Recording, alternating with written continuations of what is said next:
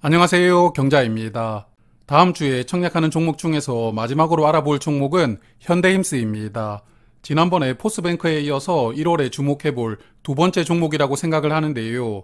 그럼 이 종목은 어떤 조건을 가지고 등장하는지 차근차근 체크를 해보겠습니다. 먼저 일정을 보면 현대힘스 1월 17일 수요일과 목요일에 청약을 하고요. 포스뱅크와는 같이 청약합니다. 그리고 환불일은 22일 월요일로서 환불기간은 4일입니다. 자, 그러면 오늘도 사업부터 알아볼 텐데요. 오랜만에 동영상으로 사업을 소개드려 보려고 준비를 해보았습니다. 현대중공업 유튜브에서 찾은 영상인데 선박 만드는 과정을 간단하게 보여주는 영상입니다. 선박은 6단계 과정으로 건조가 된다고 하는데요. 철판을 절단해서 조립하고 배를 색칠을 한 다음에 바다에 띄웁니다. 그리고 배가 잘 작동하는지 운전을 해보고 문제가 없다면 배의 이름을 지어주는 명명식으로 건조 과정이 마무리가 된다고 하는데요. 현대힘스는 배를 구성하는 철판을 절단하고 그리고 철판으로 배를 구성하는 블록을 만드는 회사입니다. 이런 블록이 집으로 치면 방이나 거실, 부엌이라고 볼 수가 있는데요. 그래서 이렇게 배를 구성하는 블록을 만들고 선박 제조사에게 공급을 하면 그때부터 현대중공업 같은 선박 제조사가 이런 블록을 차근차근 용접으로 붙여 나가면서 배를 완성시켜 나가게 됩니다. 그러다 보니까 배를 만드는 것은 건물을 짓는 건축과 비슷하다고 해서 건조한다라는 표현을 쓰고 있다고 합니다. 자, 그래서 오늘 말씀드리는 현대힘스는 바로 선박을 구성하는 다양한 블록을 주력으로 만들고 있는 기업입니다. 이 종목은 원래 HD현대그룹의 계열사였습니다. 최대 주주가 현대중공업이었는데요. 2019년에 사모펀드에게 주식을 75% 매각했습니다. 그래서 현대주주는 허큘리스 홀딩스라는 사모펀드이고요. HD현대그룹은 지분 25%를 보유하면서 2대 주주로 구성이 되어 있습니다. 그러다 보니까 현대힘스는 주로 현대중공업이나 현대사모중공업을 고객사로 두고 있는데요. 이 두 기업에서 매출의 95%가 나옵니다. 고객사가 단조롭다는 게 단점이긴 한데 그래도 글로벌 탑티어 조선사 물량을 유리한 포지션에서 수주를 할 수 있거든요. 이런 부분은 이 종목의 장점이라고 생각합니다. 그래서 손익을 살펴보면 매년 흑자를 잘 유지하고 있는데요.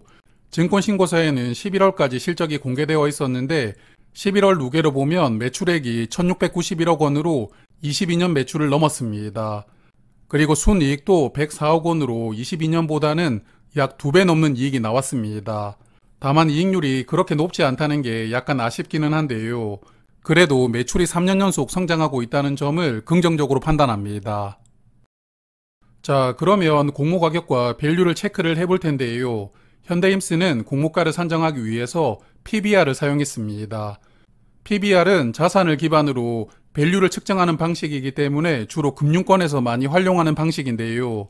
EV/EBITDA나 PSR처럼 공모가를 높이기 위해서 사용하는 방법은 아니라고 보지만 그래도 개인적으로는 PER로 밸류를 체크하는 게 가장 무난하다고 생각합니다.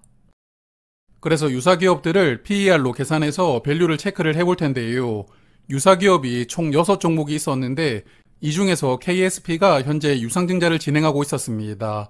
그래서 KSP는 제외하고 나머지 5개 종목과 비교를 해보도록 하겠습니다. 현대힘스는 상단 공모가가 6,300원입니다.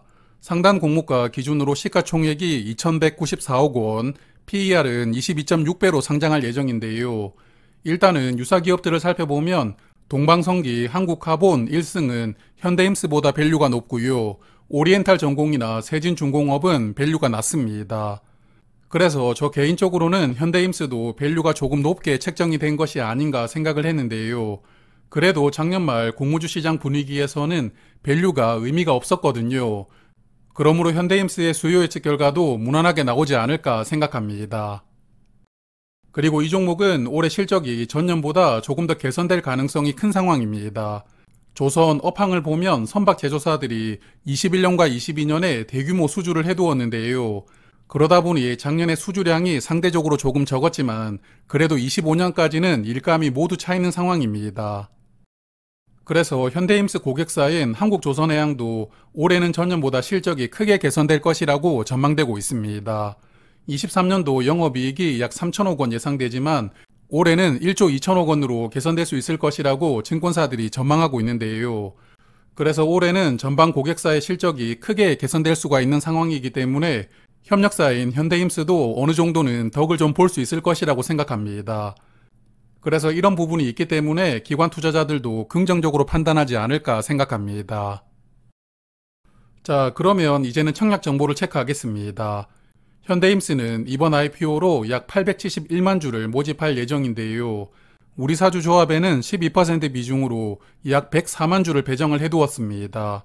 그래서 우리사주 완판 가능성에 대해서는 청약하기 전에 다시 체크를 해보도록 하고요. 일반 투자자에게는 약 218만 주가 배정될 예정입니다. 청약 주관사는 미래에셋증권입니다. 미래에셋은 온라인으로 청약을 하면 청약 한도가 우대 등급이 적용됩니다. 그러다 보니까 다른 증권사보다는 청약 한도가 큰 편인데요. 이번 종목도 21만 6천 주까지 청약을 할 수가 있고 풀 청약을 하려면 증거금이 약 7억 원 정도 필요합니다. 그리고 최소 청약 수량이 20주, 청약 수수료는 2,000원입니다. 그리고 현대힘스 최대 주주가 사모펀드라고 말씀을 드렸는데요.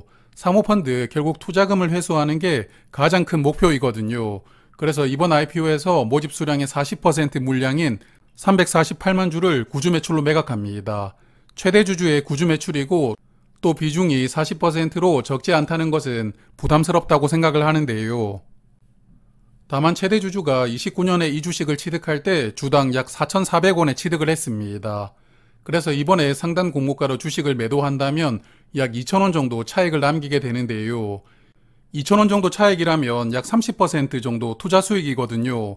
5년간 투자를 했으니까 1년 투자 수익률이 7% 정도 되는 것인데 사실 사모펀드 입장에서는 아주 많은 차익을 남기고 물량을 정리하는 것은 아니라고 봅니다.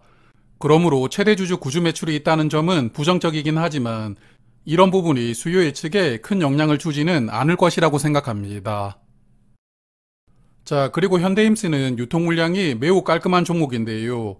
주주 구성 자체가 최대 주주와 한국조선해양으로만 구성되어 있기 때문에 상장일에 매도할 수 있는 기존 주주가 없습니다. 공모주주 물량만 상장일에 나올 수가 있는데 비중은 22%이거든요. 그래서 의무 확약이 조금 걸려준다면 유통 물량 비중이 10%대로 내려갈 수도 있을 테니까요. 유통 물량은 장점입니다. 그리고 이 종목도 스톡옵션이 있기는 하지만 상장일에 나올 수 있는 물량은 없습니다. 대표이사에게 부여된 스톡옵션은 행사기간이 시작되었지만 보호회수가 걸리게 되고요. 그리고 우리사주조합에 부여된 주식들도 1년간 보호회수가 걸립니다. 그러므로 상장일에는 공모주주 물량 외에 추가로 나올 수 있는 물량도 없는 상황이라는 게 아주 좋다고 생각합니다.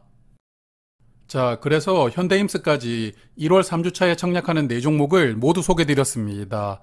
4종목 중에서는 오늘 말씀드린 현대힘스가 시가총액 2천억 원 이상으로 가장 크게 등장할 예정이고요.